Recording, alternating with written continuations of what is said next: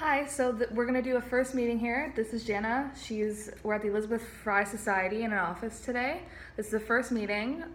Jana has just recently been let out of prison, and we're going to use CBT to tackle those issues as well as her issues around social anxiety and just getting her back into the world after that. Okay, hi Jana. Thank you so much for coming in. No problem. Was it okay getting here? Yeah. Not difficult? Okay. Yeah, it was okay. Good. Okay, so since this is the first meeting, I'm gonna have to go over a couple of things with you, if I may, just consent, things like that, Okay. if that's okay with you. So regarding confidentiality, have you ever really heard about anything like that in regards to counseling or anything like that? Kind of. I've done a little bit of counseling. Okay. Like a while ago, but that I could definitely use a refresher. All right, awesome. So in terms of just you and me, anytime we meet after this point, and in this point also, everything that you say just stays between us. The only thing that will maybe go to someone else is my supervisor, purely because I am still a student and I just want to make sure that I'm giving you the best care I can. So my supervisor, I'll just be asking for notes and I'll be handing over just case notes if I'm a little bit, wanting some extra help for you. In terms of consent, so you voluntarily come in here today. So that means you can leave whenever you'd like. You don't need to give me notice. If you want to stop using services, you're free to do that whenever you please. I will be taking some notes just for memory and just for your case, which you're able to access at any point, whenever you feel like it. If you want to know what I'm writing down, I can show you no matter what, and there's no limit on that. Okay. So the only time confidentiality would really be broken is if there was a legal issue and I needed to hand over notes. If you're involved in a legal difficulty, if you said you were planning to kill yourself or if you were planning to harm somebody else, I would need to inform authorities and then get that involved. Okay. So that's the only reasons really why that would be broken. Does that all sound okay with you? Yeah, great. Okay, so can you just tell me a little bit why you decided to access the services at Elizabeth Fry today? Yeah. So I was just released from a correctional institution. I was there for just like a couple of days over 3 years. I was there for like a drug distribution. So I was caught with some illegal substances. And I was just released like a week ago. Okay. And I'm just not really sure how to kind of venture around everything. I don't have a place to live right now. I don't have employment, obviously. I've got 3 years less experience than most people my age because, like I said, I was just released. And so I just kind of need help venturing around. I have a lot of, being away for 3 years, I don't know if you have a lot of experience dealing with people that were in correctional institutions, but it's not a very, you don't thrive in that setting. So I've got a lot of anxiety, I find now, when I'm out on the street.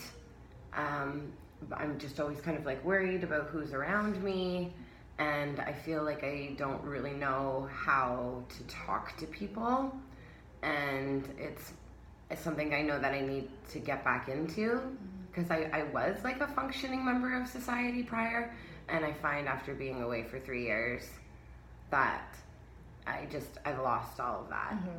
So I just kind of need some direction on where to go from here because I just don't know. I just don't know what to do. Right.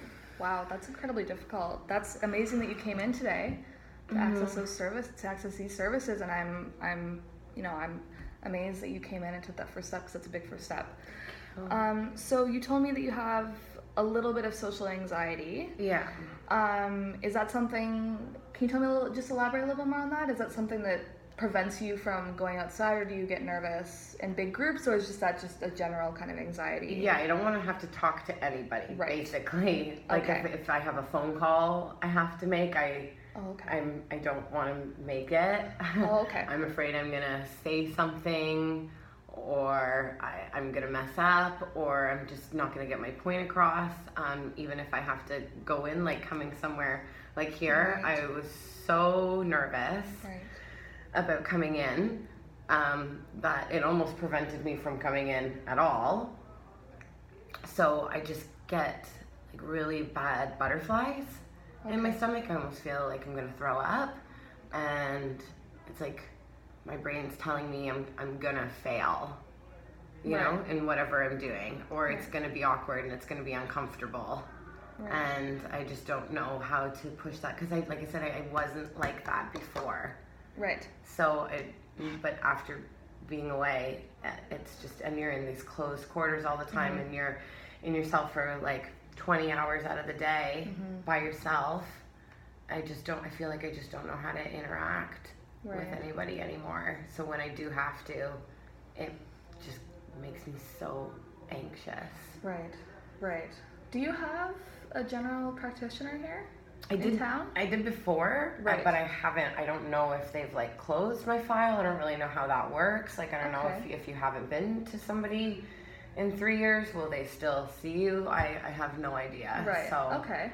Well, just in terms of maybe some goals we can make, or just a little plan, just some few notes we can jot down, maybe you could take with you, just so we can kind of organize the thoughts a little bit, if that's okay with you. So maybe your first thing could be, and I can help you with this, maybe we could just make a call to the general practitioner, see if you still have a case there, and then maybe we can just talk to him maybe about techniques you can maybe have. Okay. Maybe for just to deal with your anxiety more on a regular, because we don't want to jump to medication just yet. Okay. So maybe just see if there's some maybe meditation you can do, or breathing exercises. Maybe we could get you kind of just in a different headspace, kind of because I know how hard it could be to kind of get you out of your head, right? Because your brain's telling you that one thing all the time, right? So let's try and get your head out of there, try and change your thoughts a little bit. Okay. Make you a little bit more calm. Is that something you would like to do maybe? We can talk about? I wouldn't mind, but I would definitely like some help on it. Like if it's left up to myself, I'm not going to do it. Right. No, we can totally make the call. I tell you that right now. Oh yeah, for sure. That's totally understandable. We can 100% make the call here. Okay. If that's something you would like to do, and we can we'll just talk about it next time. Okay. See how you feel about it. Okay. We'll just make that a plan. So do you have any supports here? Any family here? Yeah, my dad Okay. is around, and he was very supportive. He called all the time. Okay. And we were always exchanging letters, which was great. So he's a huge support. My dad is in a retirement home though. Oh, okay. So like prior, he's only been in there for like 9 months. So we had originally talked about me moving in with him when I was released, but now he's in that retirement home. Like, he had to get in there because it was such a good option for him. So I have him, but he can only support me so much, you know. So I don't really have anywhere to live right now because my plan was to live with him, and now he's in the retirement home, so I don't know what I'm gonna do. But yeah, I have my dad. Your dad. Okay, so that's good. Yeah. So is he in town? Yeah. Okay, so you can visit him, give him calls. Okay, so that's great. That's great that you have that there, so you can go see him if you have any issues, or just a positive influence. And do you have anxiety when you go see him, or is he just? No, he makes me feel better. Oh, good. But getting there, it gives me anxiety. I know I have to get on the bus, and then there's all people on the bus, and I feel like people are looking at me, and I have to, even I have to find out the times. I don't know that, and then that's a whole thing that gives me anxiety. Yeah. When does the bus come? When does the bus leave? How much is the bus? Yeah. That's a whole big thing that causes me a lot of anxiety too. I'm just not used to having to do that stuff. Right. Well, prior to your incarceration, that probably wasn't a daily thing for you to have to do, right? No. So that's totally understandable that would cause you some anxiety. Well, we can also, just as another goal on our list, we could also look into maybe getting you just a permanent bus pass. So all you have to do when you get on the bus is just swipe it, don't have to worry about it. And then every time you come in, we can talk about how you can refill that, so you don't have to do it by yourself. And we can even print out the list of times the buses come. So Yeah. you just have it in your house. You never have to worry about looking it up. That would be amazing, because every time I have to like look up what time the bus comes, so like getting just a schedule. I'm sure they have like just a schedule or something. Yeah, we could just print one out for you, get it up there. We can highlight some times that you have to be there, and we'll just make a little, just so easier for you, so you don't have to look all that stuff up. Yeah. Okay, so you said your dad. What about your mom, if you want to talk about that? My mom passed away when I was 5, so it's really just been me and my dad. So just you and your dad. Wow. Yeah. I'm sorry to hear that. That must have been very hard. That's okay. Thank you. But that's why I attended counseling prior. Right. Okay. Was because my mom passed, so my dad wanted to see me just address that and prevent any future issues. So I do have like a little bit of experience with counseling, but then I got incarcerated. So. Right. Did you like the counseling? Was it just a general counselor you went to go see? Yeah. Well, it was like she was kind of a grief counselor, but not really, because it had, we're talking like 5 or 10 years, after, right? So she was just, I think she was just like a regular counselor. Did you like the counseling? Was it something that kind of helped you like get through the grief, or just maybe changed your attitudes and thoughts? It was nice to talk to somebody. Yeah? That's good. Definitely. I enjoy like having somebody that, it always feels good when you talk to somebody. Great. I found that when I would leave, I'd always feel better. Right. So I think, it was helpful. That's good. Okay, so then you can come and tell me more about that the next time we come in. Maybe give me a little bit of reflection on what you liked, and we can work on kind of what works for you best. So you said that every day you're feeling anxious. Do you feel a little depressed too, or is it just anxious? Like, what other feelings do you get there? I think they kind of go hand in hand. It's just hand in hand? I think, like, my anxiety and my fear of, like, basically leaving the shelter that I'm in right now. Right. Just, that makes me depressed. Right. Because I never was like that before. Right. So I think they kind of go... They go hand in hand. It kind of just spirals down once your anxiety hits. Yeah. Okay. Well, you're in a shelter right now, you said. Okay, so when do you have to leave that shelter? Do you know? Or when I find a place. I'm pretty so sure it's just that's whenever? just when. Yeah, they haven't really put a limit on it that I know of. Okay, good. But so we have some time. I think so. Okay. Well, you know what? People are leaving all the time. I don't know if they're leaving because they have to, or are they leaving because they found a place. I have no idea, because I don't really talk to anybody. So. Okay. Well, you know what we could do, if you're up to it, is next time you're here, maybe we could call the shelter. Maybe just ask them, I'm getting some housing help. Do I have a time that I have to be out, or is there kind of just a general time? We can maybe look into that. I can help you with the call. Okay. If that'll be helpful for you. Yeah, definitely. Yeah. Because I would like to have my own apartment. Right. Like, I hate that I have like a shared kitchen, so every time I want something to drink, there's like people around. It's stressful. And we have to all you're not allowed to bring food up into your room, so we all have to eat together, and then I have to like sit at a table with all these people I don't know, and it's like it's a lot. It's a lot. It's a lot. It's a lot, right? Yeah. Okay, well. So what we can do then is we can definitely make that call, and we can also look into just some housing services in the area. Maybe just for people, there are services for people who have just been let out of prison and help them with housing. So we could definitely give that a call, and I can make a call to a couple of services that I know, maybe help you get in there and see what we can do if that's something you'd like to do. Yeah. Just focus on housing. Yeah. I heard some people have their name on like a list or something. Yeah. So if there's like a list that I need to go on or something, but I just I don't ask, because I don't even, I hear them talking about it, like at the dinner table, and I want to ask, but... Stressful. My anxiety, it just shuts me right down. Right. So what does your anxiety tell you when you want to ask those questions? I don't know, just my heart starts to race.